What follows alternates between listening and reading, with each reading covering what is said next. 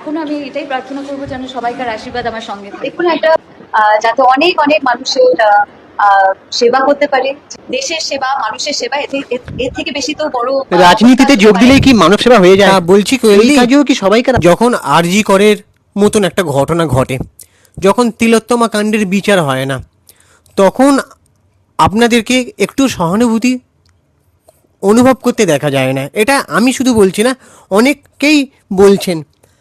তারপরে আপনি বলছেন মানুষের সেবা করতে চান এবং মানুষের আশীর্বাদে আপনি 22 বছরের ক্যারিয়ার সম্পূর্ণ করেছেন এবং এখনও এই কাজে আশা করছেন যে সবাইকার আশীর্বাদ সঙ্গে থাকবে।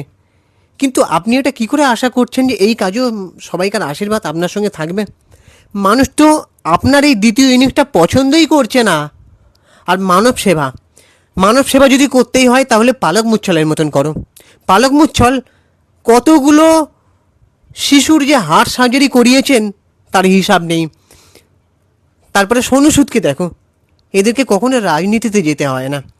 আর মানব সেবা একটা সেলিব্রিটি যদি মনে করেন কিছু মানুষ যারা খেতে পাচ্ছে না, আর্থিক অবস্থা ভালো নয়, তাদেরকে চাল ডাল সামগ্রী বা কোনো দুর্যোগ যখন দেখা যায় সেখানেও চাল ডাল ত্রাণ সামগ্রী দিয়েও হেল্প করা যায়।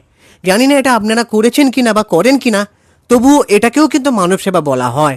কিন্তু একটা রাজনীতিতে এসে মানুষ বলে যে মানুষের সেবা করতে চাই। রাজনীতির মানুষরা আসলে মানব সেবাটা ঠিক কী বলতে চেয়েছেন এর কোনো ডেফিনেশন আমার জানা নেই।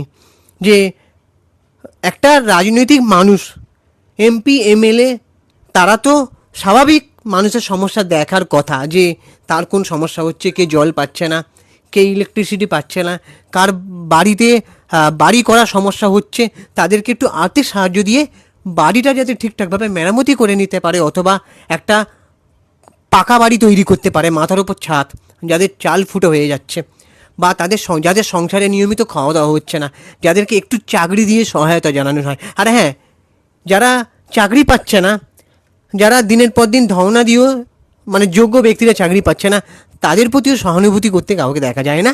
অথচ রাজনীতিতে এসে অনেকেই মনে করেন যে মানব সেবা করাটার একটা সুযোগ পেয়েছেন। তো কোয়েল দিকে আমার পার্সোনালি খুব ভালো লাগতো।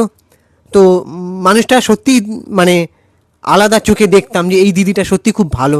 কিন্তু এই জায়গাটায় যাওয়ার পর দেখো সমস্যাটা, অনেকে বলছে যে এই টিএমসিপি দলে আসার জন্য হয়েছে, কিন্তু আমার কাছে আপনি যে কোনো দলেই যেতেন না কেন, সমস্যাটা ওখানেই শুরু হতো। কারণ একটা মানুষকে শিল্পী, আপনি সেগুলোর প্রতিবাদ করতেন না, আপনি কোনো কাজে সাহায্য করতেন না মানুষকে, সেটা মানুষ মেনে নিয়েছিল যে না, এই মানুষটা শুধু কাজ নিয়ে থাকতে ভালোবাসে, শুধু তার শিল্পী সত্তা নিয়ে থাকতে ভালোবাসে।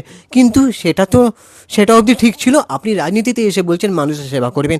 আদৌ মানুষের সেবা কতটুকু কে করেছে আমাকে বলতে পারবেন? যে যারা কৌশানী মুখোপাধ্যায়, তারপরে ইয়াস, তারপরে বনি সেনগুপ্ত, তারপরে আরও অনেকে রাজনীতিতে গেছেন, তারা কিন্তু সেখানেও সফল হয়নি, তারা চলে এসেছে। তো মানব সেবা কাকে বলে? এটা আমাকে একটু কেউ ডেফিনেশন দিতে পারবেন যে মানব সেবা অ্যাকচুয়ালি কাকে বলে?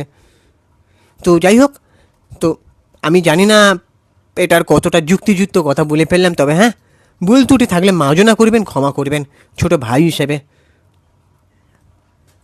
সো এবার তোমাদের কী ওপিনিয়ন তোমরা অবশ্যই জানো। আমাদের চ্যানেলটাকে সাবস্ক্রাইব করে দাও, ভিডিওটাতে একটা লাইক দাও।